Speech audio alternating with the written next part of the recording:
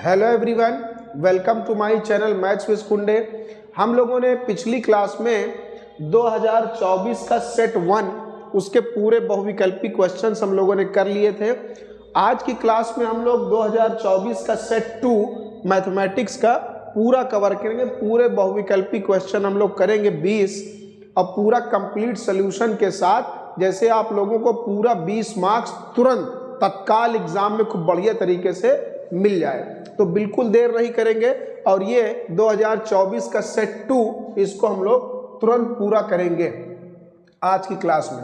इसमें कह रहा है यदि 65 और 117 का HCF को 65P-17 के रूप में व्यक्त किया जाए तो P का मान होगा। ऐसा क्वेश्चन लगाने के लिए बहुत बढ़िया तरीका।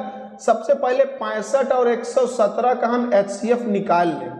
65 को हम लिख सकते हैं 13 गुणे 5 और 117 को हम लिख सकते हैं 13 गुणे 9। तो HCF क्या आएगा? जो दोनों में कॉमन होता है वही HCF होता है। तो HCF हमारा यहां पर आ गया 13, लेकिन क्वेश्चन कह रहा है कि HCF को इस रूप में प्रदर्शित कर सकते हैं। तो हम लोगों के हिसाब से HCF 13 है और क्वेश्चन कह रहा है कि HCF हमारा इस तरह लिखा जाएगा, मतलब ये HCF है। तो भाई ठीक है, क्वेश्चन वाला HCF और हमारा HCF दोनों को आमने सामने की टक्कर करा दी जाए, फिर बराबर रख देंगे। तो 117 इधर आकर 113 में जुड़ जाएगा तो 130 हो जाएगा। अब 65 आकर 130 को भाग दे देगा तो 65 दूना 130, तो P बराबर आ जाएगा 2, मतलब बी वाला ऑप्शन करेक्ट होगा। 2 tan 15 बटे 1 प्लस tan स्क्वायर का मान बहुत आसान है। tan 45 लिखा है यहाँ पर, 2 tan 45 upon 1 plus tan square 45। तो tan 45 का मान होता है 1 और यहाँ भी tan 45 का मान 1। तो 1 के ऊपर स्क्वायर लगा देंगे, कोई दिक्कत नहीं है। तो यहाँ 2 1 कम 2 और नीचे 1 प्लस 1 का स्क्वायर 1 आएगा, तो 1 1 2, तो 1 कट गया तो 1 आया। इसका मतलब सी वाला ऑप्शन सही होगा। फिर कह रहा है 15, 18 और 24 का लासा, मतलब एलसीएम निकाल कर बताना है। तो ठीक है, 15, 18 और 24 का एलसीएम हम लोग चाहे जिस टेक्निक से निकाल लें, कोई दिक्कत नहीं है। चाहे इसका गुणनखंड बना लें या पुराना टेक्निक बहुविकल्पी है, उसमें कोई परेशान होने की जरूरत नहीं। 3 के टेबल से काटेंगे, 3 5 15 और ये हो जाएगा 3 6 18, फिर 3 8 24, फिर 3 रखेंगे तो 5 वैसे ही आ जाएगा क्योंकि 5 तो कटेगा नहीं। फिर 3 दूना 6 हो जाएगा और फिर ये 3 से नहीं कटेगा। अब 3 का काम खत्म। अब इसको हम 5 से विभाजित करेंगे तो ये हो जाएगा 1 2 और 8। उसके बाद और आगे बढ़ेंगे तो यहाँ बचेगा 1 2 और 8। तो 2 के टेबल से इसको काटेंगे तो 2 1 कम 2 हो जाएगा और ये बन जाएगा हमारा 4। फिर 2 के टेबल से काटेंगे तो ये 2 दूना 4 हो जाएगा और एक बार लास्ट में। तो चाहे आप लोग गुणनखंड करके भी निकाल सकते हैं, ये भी तरीका ठीक है, कोई दिक्कत नहीं। बहुविकल्पी है, जितनी जल्दी करके आंसर में टिक लगा दे, बस गुणा करना है। 3 3 का 9 हो जाएगा, 9 5 45, 45 दूना 90, फिर 90 दूना 180 दूना 360, मतलब डी वाला विकल्प इसका सही होगा। उसके बाद 148 बटे 185 का सरलतम रूप पूछ रहा है। तो ऐसे क्वेश्चन को हम लोग काट के छोटा करेंगे। तो देख रहे हैं इसके अंत में 8 है, लेकिन इसके अंत में कोई सम संख्या नहीं, मतलब 2 के पहाड़ा से ये नहीं कटेगा। 3 से चेक करेंगे, 8 4 12 13, 13 3 के पहाड़ा में नहीं आता तो 3 से भी नहीं कटेगा। तो ऐसे कर करके चेक करना है कि किसी न किसी टेबल से ये कटे। जब 2-4 टेबल शुरू का देख ले कि उसके पहाड़ा से नहीं कट रहा है, तो ये निश्चित रूप से ज्यादातर समझ लेना चाहिए कि ये किसी अभाज्य संख्या से कटेगा। जैसे अभाज्य संख्या हमारी है 7 है, उससे कट सकता है, या 11 है, उसके बाद फिर 13 है। इन सब संख्याओं से चेक करना चाहिए।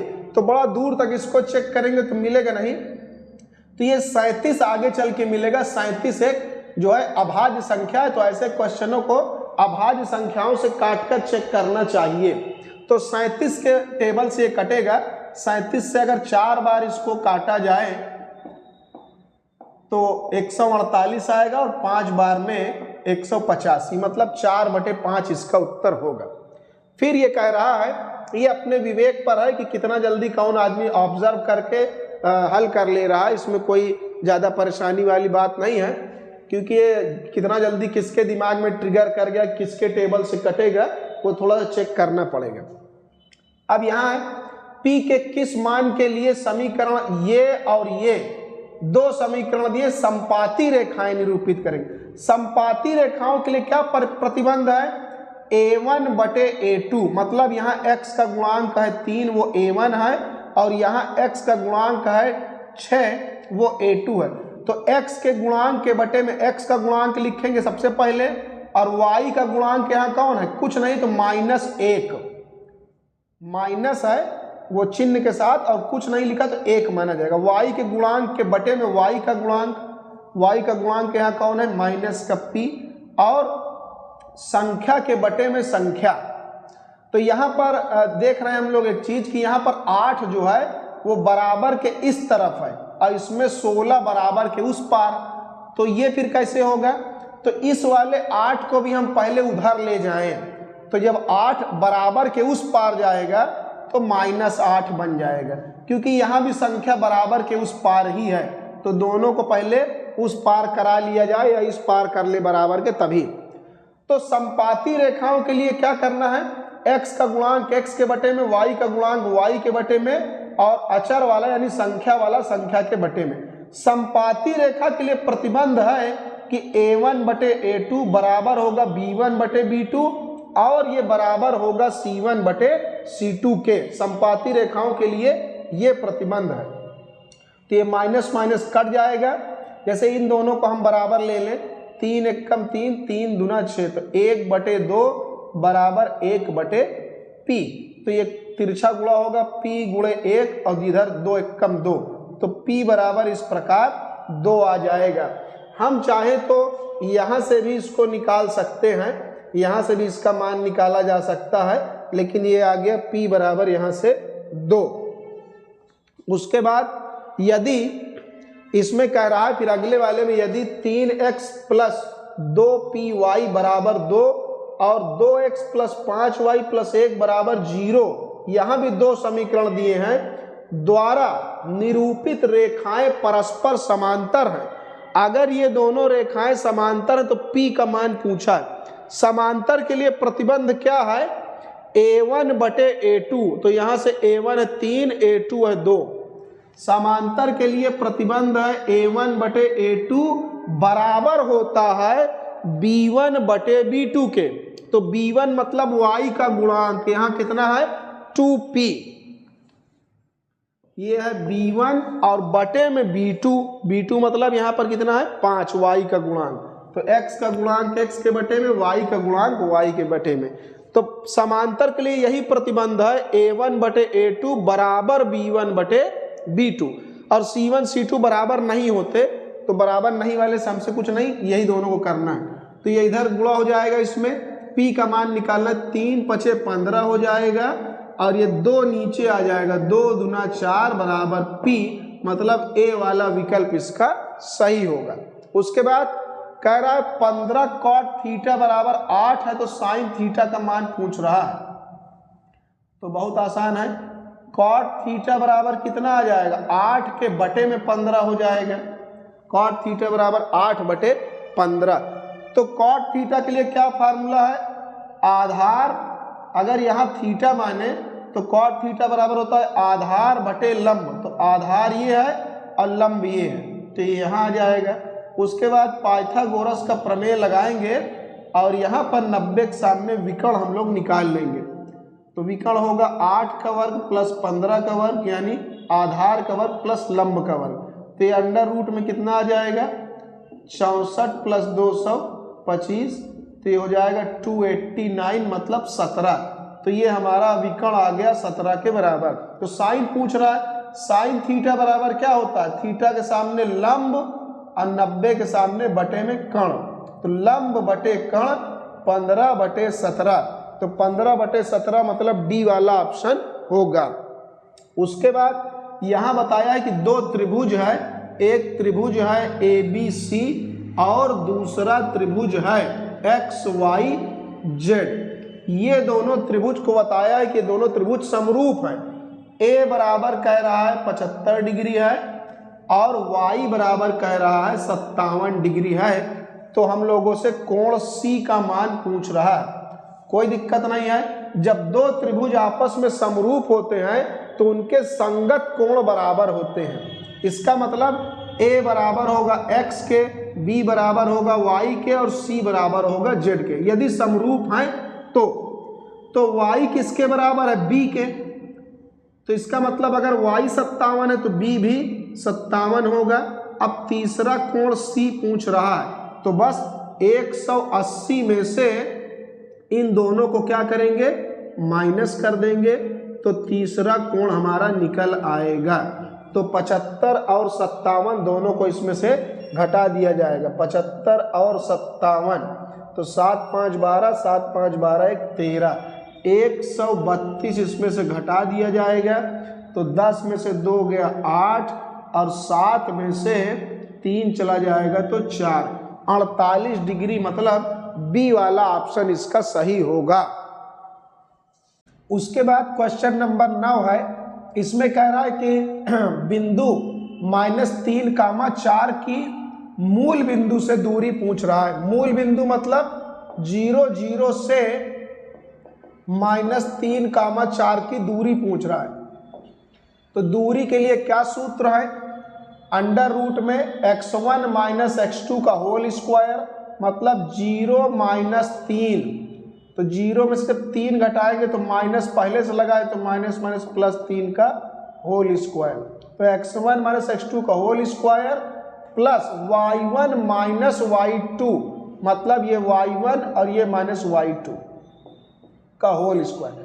x में से x को घटाना है और y में से y, यही सूत्र है इसका। तो 0 + 3 3 आएगा, 3 का स्क्वायर 9, 0 में से 4 जाएगा तो -4, -4 का वर्ग करेंगे तो प्लस का 16, 16 और 9 25 का वर्गमूल 5, मतलब ए ऑप्शन सही होगा।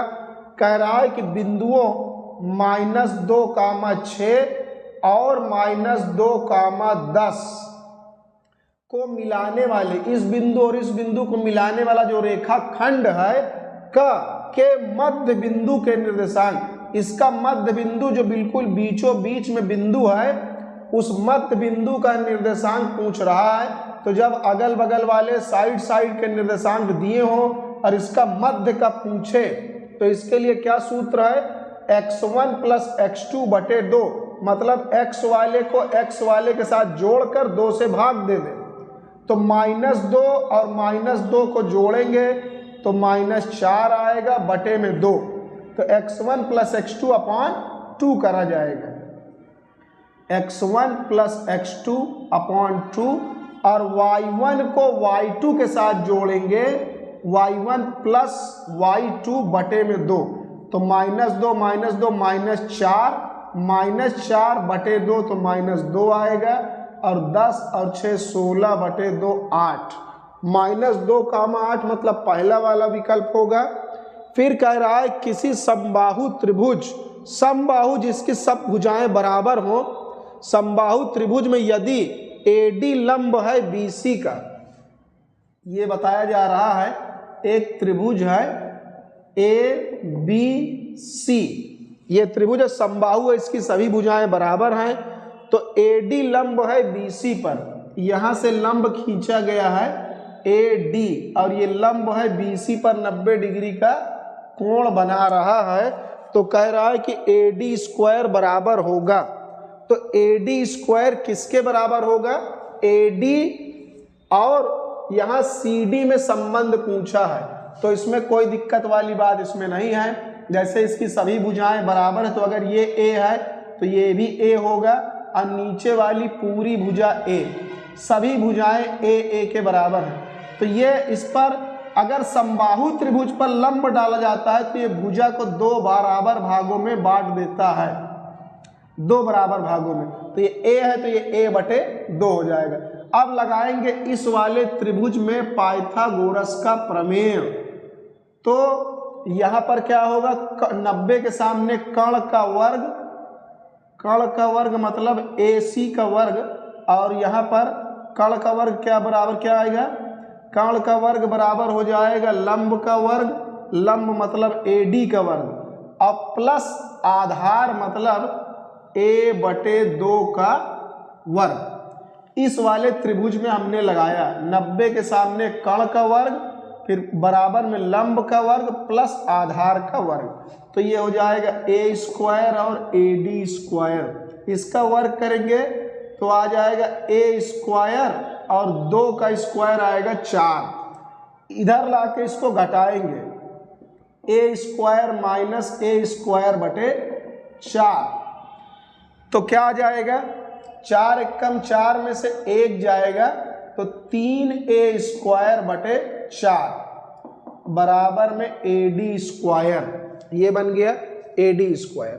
अब हम यहाँ पर देख रहे हैं कि हमें यहाँ पर फिट करना है CD को, क्योंकि उत्तर जो है CD के पद में दे रखा है। किसके पद में, CD के।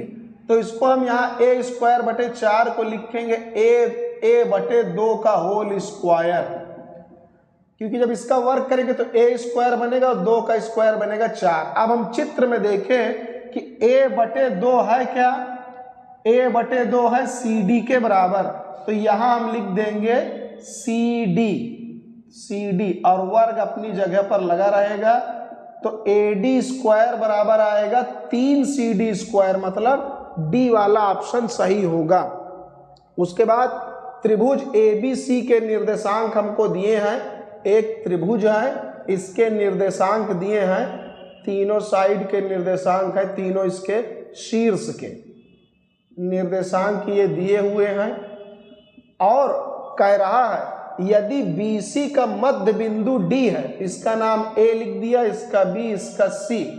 BC का मध्य मतलब बीचों बीच एक बिंदु है, उसका क्या नाम है, D। तो इन दोनों का मध्य बिंदु कैसे निकलेगा, अभी हम लोगों ने ये निकाला है मध्य बिंदु। मध्य बिंदु निकालने के लिए ये x1 + x2/2, 5 और -3 को जोड़ेंगे, 5 और -3 को जोड़ के 2 से भाग देंगे तो 2/2 आएगा 1, x1 + x2/2, और y1 को y2 से जोड़ के 2 से भाग देंगे, y1 + y2/2, तो 7 3 10/2 5, तो D का निर्देशांक हमें मिल गया। तो अब करना क्या है, कह रहा है AD की माप पूछा है, AD की लंबाई, ये है AD, मतलब इस बिंदु और इस बिंदु के बीच की हमें क्या करनी है, दूरी निकालनी है। तो दूरी वाला सूत्र लगा देंगे, काम हो जाएगा। x1 + x, ये क्या है, x1 - x2 का होल स्क्वायर, तो x1 में से x2 घटा के वर्ग करेंगे सूत्र के हिसाब से, x1 - x2 का होल स्क्वायर, 7 में से 1 गया, 6 का वर्ग, और प्लस फिर क्या है, y1 - y2 का होल स्क्वायर, 5 में से 5 गया तो 0 का वर्ग, तो अंडर रूट में आ जाएगा 6 का स्क्वायर 36, वर्गमूल वापस से 6, तो 6 मात्रक उत्तर आएगा। सेक थीटा बराबर 2, ये तो मान पूछा, सेक थीटा बराबर 2 कब होता है, 60 डिग्री पर। हम लोगों को याद है cos 60 बराबर होता है 1/2, तो cos का दोनों तरफ व्युत्क्रम लेंगे तो 1/cos 60 हो जाएगा, और 1/2 का उल्टा 2, लेकिन 1/cos क्या होता है, सेक होता है।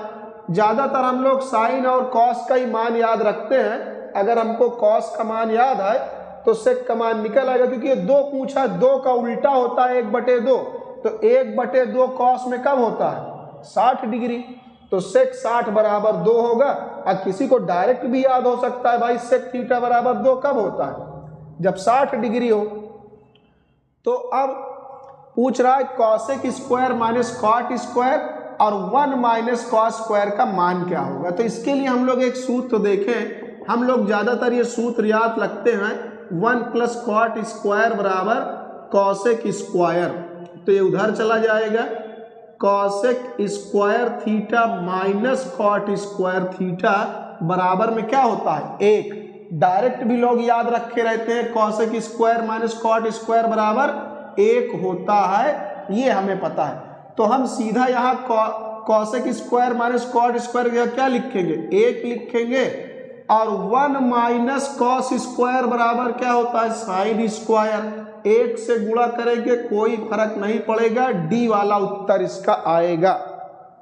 फिर एक लंबवृत्तीय बेलन, एक बेलन है और उस बेलन के आधार का क्षेत्रफल, तो बेलन का आधार क्या होता है, वृत्त। अगर हम बेलन, जैसे ये बेलन है, बेलन को अगर सामने से देखें, इसके ये आधार को सामने से देखें तो ये वृत्त होता है, तो वृत्त का क्षेत्रफल होता है पाई आर स्क्वायर। तो ये वही कह रहा है कि जो बेलन का आधार है, आधार होता है वृत्त, वृत्त का क्षेत्रफल है पाई आर स्क्वायर। तो कह रहा है कि इसका जो क्षेत्रफल है, आधार का क्षेत्रफल, वो 9 पाई है, तो पाई से पाई कट गया, आर स्क्वायर बराबर 9, तो आर बराबर अंडर रूट 9 बराबर 3 सेंटीमीटर इसकी त्रिज्या आ जाएगी। त्रिज्या पूछ रहा है, पहला विकल्प होगा। फिर है 4 सेंटीमीटर त्रिज्या वाले वृत्त, एक वृत्त है उसकी त्रिज्या है 4 सेंटीमीटर के अंतर्गत खींचे जा सकने वाले वर्ग का क्षेत्रफल। तो ये वर्ग खींचा गया है, लेकिन बताया है कि जो इसकी त्रिज्या है वो 4 सेंटीमीटर है। तो अगर हम केंद्र से होकर इसका एक विकर्ण खींचें तो त्रिज्या कितनी बताया है, 4। तो ये 4 है त्रिज्या, यहाँ से यहाँ की दूरी त्रिज्या है, और ये भी त्रिज्या है। केंद्र से यहाँ जाएंगे तो 4 और 4 सेंटीमीटर बताया है, तो 4 और 4 मिलाकर के आ गया 8। मतलब इसका जो विकर्ण है वो 8 सेंटीमीटर का है। अगर हमें विकर्ण पता है तो भुजा की लंबाई क्या होगी, विकर्ण बटे अंडर रूट 2। जब हम विकर्ण को क्या करते हैं, भाग देते हैं रूट 2 से, तो इसकी भुजा की लंबाई आ जाती है। तो ये वर्ग का विकर्ण हमें पता है, हमने अंडर रूट 2 से भाग दे दिया, तो ये वर्ग की भुजा आ गई। अब वर्ग का क्षेत्रफल कैसे निकाला जाता है, इसकी भुजा का वर्ग करके, भुजा हमने निकाल लिया है, भुजा का वर्ग कर देंगे तो क्षेत्रफल आ जाएगा, 8 का वर्ग हो जाएगा 64, अंडर रूट 2 का वर्ग हो जाएगा 2, इसको काट देंगे 32 आ जाएगा। बी वाला इसका विकल्प एकदम सही होगा। उसके बाद क्वेश्चन नंबर 17 है, इसमें कह रहा है निम्नलिखित सारणी का माध्य होगा। तो माध्य निकालने के लिए हम लोग सबसे पहले भाई बहुविकल्पी करना है, तो बहुत समय हम लोग लेंगे नहीं, उसी हिसाब से निकालेंगे। ये होता है, इसको एक्स आई बोलते हैं, और बारंबारता यानी एफ आई, एफ आई मतलब फ्रीक्वेंसी। तो एफ आई तो बिल्कुल साफ सुथरा दिया है, 4 2 1 3, इसमें कोई दिक्कत नहीं है। लेकिन वर्ग अंतराल ऐसे अंतराल करके दिया है, तो इससे माध्य हम लोग मान इसका निकालेंगे। तो इसको जोड़कर 2 से भाग देते हैं, 3 और 5 8, 8 बटे 2 4, 7 5 12, 12 को 2 से भाग देंगे 6, फिर 9 7 16 को 2 से भाग देंगे तो आ जाएगा 8, और 9 और 11 को जोड़ेंगे तो आ जाएगा 20, और 2 से भाग देंगे तो 10। बस उसके बाद एक्स आई और एफ आई को गुणा करना है, 4 चौक 16, 6 गुना 12, 8 एकम 8, और 10 तिहाई 30, और ये जोड़ लेना है। इसको sigma x I F I कहते हैं। कहाँ से, 1 से लेकर 4 तक, 1 2 3 4 पद हैं, और इसको आई बराबर 1 से लेकर 4 तक एफ आई कहते हैं। तो ये सब लिखने का झंझट नहीं करना है, केवल ये जोड़ना है बस। तो हम लोग पहले इसको जोड़ेंगे, 8 6 2 8 और 8 16 का 6, फिर हाथ लगेगा 1, तो 1 2 3 3 6, ये हमने इसका योगफल निकाल लिया, और 4 2 6 3 9 1 10, इसका योगफल निकाल लिया है। बस यही करना है, ये सब लिखना नहीं है, क्योंकि बहुविकल्पी है, तो बहुविकल्पी में बस केवल टिक लगाना है।